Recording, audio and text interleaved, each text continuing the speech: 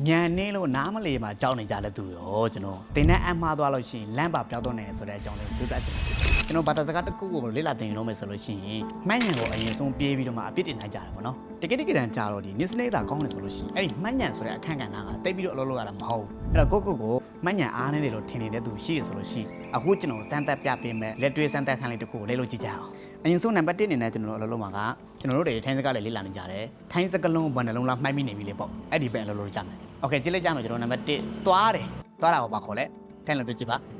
ပြီးနောက်တစ်လုံးကကျွန်တော်စားတယ်စားတာကိုပါခေါ်လဲထိုင်းလိုပြောကြည့်ပါပြီးနောက်တစ်လုံးရားတယ်ပေါ့ရားတာကိုရောထိုင်းလိုပါခေါ်လဲရားတယ်ပြောကြည့်ပါလွေးတာပေါ့ကိုကိုလေကုန်နေလို့ထင်လိမ့်မယ်ဒီကိစ္စကကြာအဲ့လိုအလွေလေးပူပူလေးပေါ့နော်အဲ့လောက်လွေးတာကိုကျွန်တော်ခက်တယ်လို့ထင်နေကြတာဆိုတော့အခုနသွားတယ်ဆိုလို့ရှိရင်ပိုင်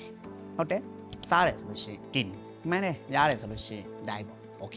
คဒါပြီးတယ်နော်ဆိုတော့ဒါဟာကျွန်တော်မှတ်ဉာဏ်ကသူ့အလုပ်ကိုသူ့လို့သွားတာတော်ပြီပေါ့ဒီလောက်ဆိုလို့ရှိရင်ဘယ်လောက်ထိအများကြီးခိုင်းအောင်ပါလဲပေါ့နော်အေးဒါပေမဲ့အခုနစကလုံးသုံးလုံးကိုအခြေခံပြီးတော့မှတခြားအတိတ်ပေတွေရှိတဲ့စကလုံးတွေကိုလောက်ယူပြုဆိုဖို့ဆိုတာကကြာတော့ကျွန်တော်မှတ်ဉာဏ်နဲ့မဆိုင်တော့ဘူး technique လို့ခေါ်တဲ့ niche ဘက်ကအားလုံးလို့သွားတာဖြစ်တယ်အဲ့တော့ကိုယ့်အနေနဲ့မှတ်ဉာဏ်ကိုဘယ်နှမှာသုံးမယ် technique ဆိုတဲ့ niche ကိုဘယ်လိုလုပ်မလဲဆိုတာသိဖို့လိုတာ okay ဆိုတော့ကျွန်တော် niche ဘက်ကိုဘယ်လိုပုံစံမျိုးလာမလဲဆိုတာဆက်ပြီးကြည့်ကြအောင်ဥပမာခုနကစကလုံးသုံးလုံးပါတယ်ကျွန်တော်တို့နောက်ထပ်စကလုံးအသစ်တစ်ခွန်းကိုတွေ့ကြည့်ကြအောင်သွားစားလို့ရတယ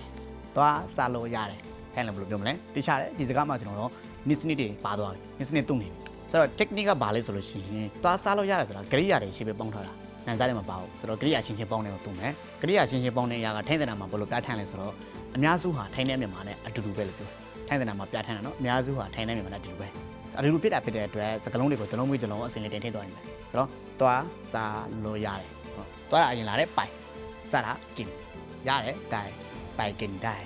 လောဆိုတာကတော့မြန်မာစကားမှာလောဆိုတာကတော့ဒါဖြစ်ဆွဲပေါ့နော်သွားစားလို့ရတယ်ပိုင်กินတိုင်သွားစားလို့ရတယ်ပြီးသွားဆိုတော့အဲ့ဒါကိုပဲနောက်တစ်ခုပြောမယ်သွားစားလို့ရမလားသွားစားလို့ရမလားဇခုနကနိစနေတီးတော့ပြီနောက်ထပ် technique တစ်ခုတိုးလာတာကဘာလဲဆိုလို့ရှိရင်မလားဆိုတဲ့မေးခွန်း question တစ်ခုတိုးလာတယ်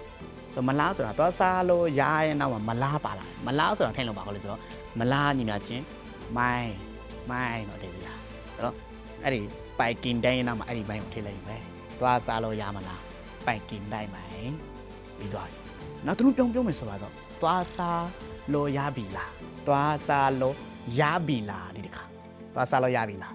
မင်းခွန်းရှင်းသွားပြီမင်းခွန်းပြောသွားပြီနော် question ရှင်းသွားပြီဆိုတော့သွားစားလို့ရတာကိုပိုက်ကင်တိုင်းမလားဆိုလို့ရှိရင်ခုနကမိုင်းထည့်ခဲ့တယ်ဒီတခါဘီလားဆိုလို့ရှိရင်ဘီလားရဲ့မင်းခွန်းကပါလေဘီလားဒီများရှင်ရိယာတီးထားပြီးသားဆိုတော့အဲ့ဒီကောင်ကိုမင်းခွန်းကိုရှင်းလိုက်ရင်ပဲမင်းခွန်းပြောင်းလိုက်ရင်ပဲမနော်ဆိုတော့သွားစားလို့ရပြီလားပိုက်ကင်တိုင်းလေးရပိုက်ကင်တိုင်းလေးရဆိုပြီးသွားဒါအခြေခံအဆင့်ပဲရှိသေးတာဆိုတော့ကျွန်တော်တို့ခုနကပြန်ကြည့်လို့ရှိရင်မှတ်ဉာဏ်ကဘာလောက်ပဲအလုပ်လုပ်သွားလဲဆိုတော့ဒီစာကြောင်းနဲ့အများကြီးမှာပါဝင်တဲ့စကလုံး၃လုံးပဲရှိတယ်သွားတယ်စားတယ်ပြီးလို့ရှိရင်ရတယ်ပေါ့ဒီ၃လုံးကိုပဲကျွန်တော်မှတ်ဉာဏ်အနေနဲ့မှတ်ပြီးတော့မှစာကြည့်လိုက်ရတာဖြစ်တယ်။မှတ်ဉာဏ်ကသူ့အလုပ်ကိုသူလုပ်တာပြဿနာမတက်ဘူး။ဒါပေမဲ့အခုနစာကြောင်းတွေအကုန်လုံးကိုကျွန်တော်တို့ထိုင်ပြီးစာကြက်နေမယ်ဆိုလို့ရှိရင်အဲ့ဒီမှတ်ဉာဏ်ကိုနေရာမှားပြီးအသုံးချတာလို့ခေါ်တယ်။ဆိုတော့နေရာမှားပြီးအသုံးချတာဆိုလို့ရှိရင်မှတ်ဉာဏ်လောက်မပြောနဲ့ကျွန်တော်တို့လူတွေတော့မှတန်ဖို့မထွက်လာဘူး။အဲ့တော့သိသိချင်တာကမှတ်ဉာဏ်ကသူ့လို့သူလုပ်တယ်မှတ်ဉာဏ်ထဲဂျုံလုံးပြီဆိုတဲ့အတိတ်တာမှာကျွန်တော်တို့ technique လို့ခေါ်တဲ့ niche ဘက်ကိုပေးပြီးအလုပ်လုပ်ရတယ်ဒီသဘောတရားကိုသိသွားပြီဆိုလို့ရှိရင်ငါဟာမှတ်ဉာဏ်အားနေနေတာလား technique ခေါ်တဲ့ niche ကိုအသုံးမချတတ်တာလားဆိုတော့ကိုမြင်သွားမှာ